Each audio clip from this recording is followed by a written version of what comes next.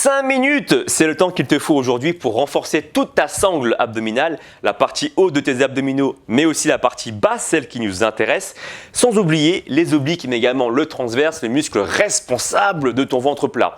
Et d'ailleurs, ce muscle-là est un muscle en profondeur et aujourd'hui, nous allons également le solliciter avec 2 exercices bien spécifiques. Le gainage, tu le connais, c'est un super exercice pour le ventre plat, mais également le vacuum stomach qui n'est pas forcément connu de tout le monde.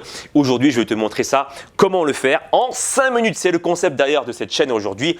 Bienvenue sur ma chaîne Alex Levent et le concept c'est de faire cette vidéo en même temps que toi pour t'auto-motiver, pour que je puisse te montrer le mouvement en live, on peut dire ça comme ça, et en te montrant surtout les erreurs à éviter.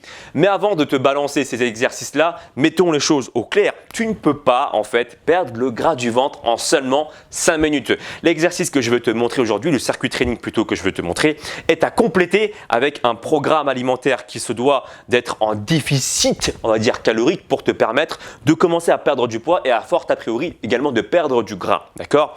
Et je vais te donner quelques bases d'abord pour déterminer comment faire pour être en déficit calorique pour que ce programme soit efficace. Pour calculer tes besoins caloriques par jour pour ensuite perdre du gras, parce que tu vas enlever quelques calories, il faut d'abord connaître quels sont tes besoins en calories par jour pour nourrir ton métabolisme de base. Et là, tu vas me poser la question, Alex, qu'est-ce que c'est que le métabolisme de base? Eh bien, je vais t'expliquer avec des mots très simples.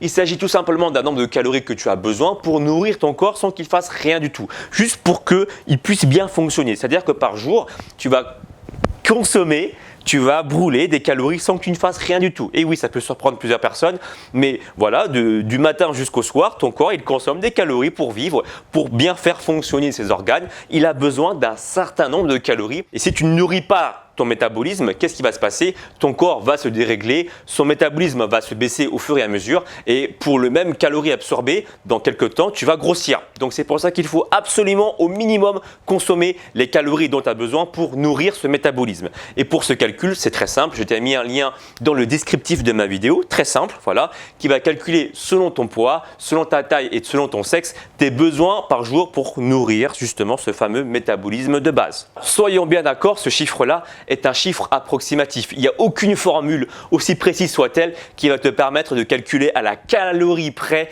quels sont tes besoins par jour. Sinon, il faut que tu ailles dans un laboratoire tout seul, de manière spécifique pour déterminer quels sont tes besoins.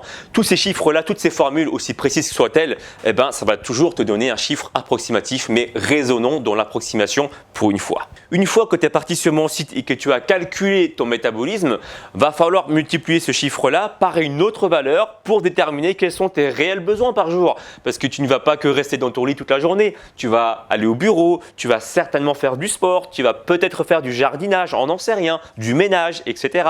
Regarde le tableau sur le site dans lequel je t'ai indiqué qui va permettre de calculer cette fois-ci, de déterminer approximativement, soyons bien clairs, tes besoins en calories par jour qui va te permettre de ni grossir ni maigrir.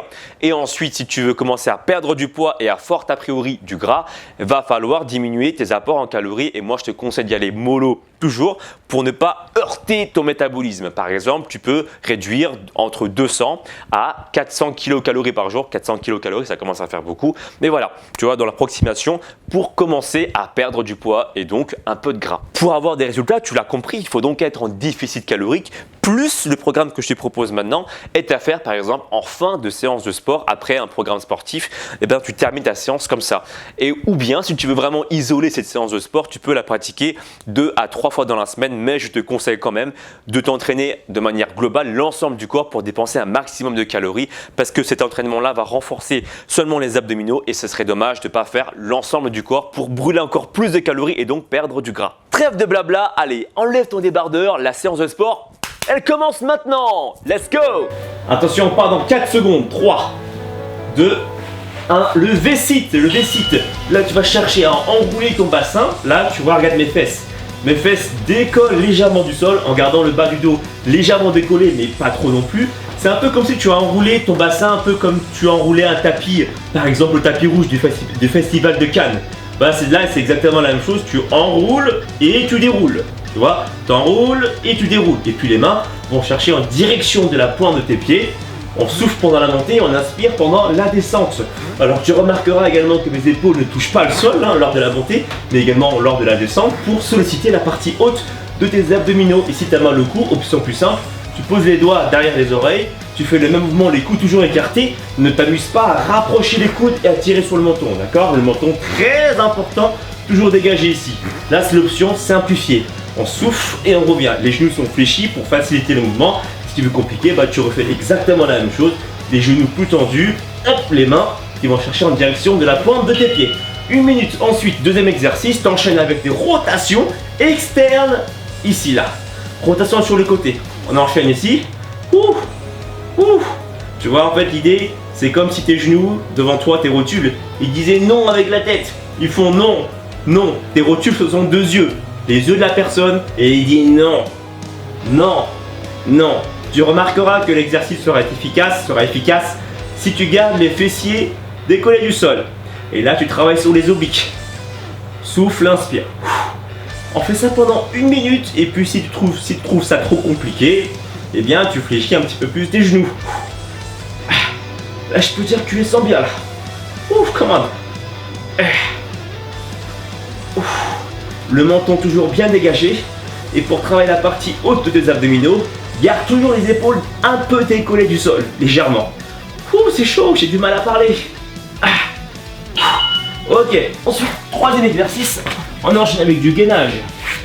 2 possibilités, soit sur la pointe des pieds, d'accord, là tu alignes bien hanches, épaules alignées. Sinon, si c'est trop dur, tu poses tes genoux au sol, genoux, hanches, épaules alignées dans cette position. Et on maintient le gainage. Si c'est trop facile, sur la pointe des pieds. Et si c'est encore trop simple, moi je te propose une option super facile, enfin super efficace, pardon. T'avances, coude vers l'avant. Et là, les abdos ça pique de fou. T'as moins de pression comme ça sur les épaules et c'est plus porté sur les abdominaux. Je peux te dire que c'est hyper dur. J'ai du mal à respirer. Inspire et souffle régulièrement. Ouh, come on. Il te reste encore 10 secondes, allez, si tu peux, avance un peu tes coudes, ou si c'est trop dur, à l'inverse, pose tes genoux, hanches, épaules alignés, d'accord? Là, on maintient, on repart pour le sit-up, pour le 4e exercice, on refait donc du coup, comme pour le premier exercice, sit-up, on enroule le bassin, à la montée, les mains vont chercher la pointe des pieds, si c'est trop dur, n'oublie pas l'option plus simple, les doigts derrière les oreilles, t'enroules ton bassin, et tu montes, là. Ok? Alors, dans cette position-là, si tu places les mains derrière la tête, ne tire pas sur ta nuque, hein, ne fais pas ça. Encore une fois, garde les coudes écartés. On n'en veut pas de ça. Garde les coudes écartés. Les jambes, les genoux sont tendus si c'est trop facile. Et en troisième option, les mains vont chercher aussi en direction de la pointe des pieds. Allez, il te reste encore 15 secondes à tenir. Et pour le dernier exercice, tu vas voir, on va faire du vacuum stomach. Ça, c'est un truc de fou. Trop efficace, super efficace, pardon, pour renforcer le ventre plat. Allez, dernier exercice, le vacuum stomach. On se place en position 4 pattes et là, le but c'est d'inspirer par le nez un maximum, d'expirer tout l'air avec la bouche et ensuite de rentrer ton ventre au fur et à mesure jusqu'à l'aplatir. Voilà, faut bien rentrer le ventre. Faut pas non plus hésiter à arrondir un peu le dos, ça peut t'aider à avoir le ventre bien plat et à solliciter l'ensemble des muscles abdominaux.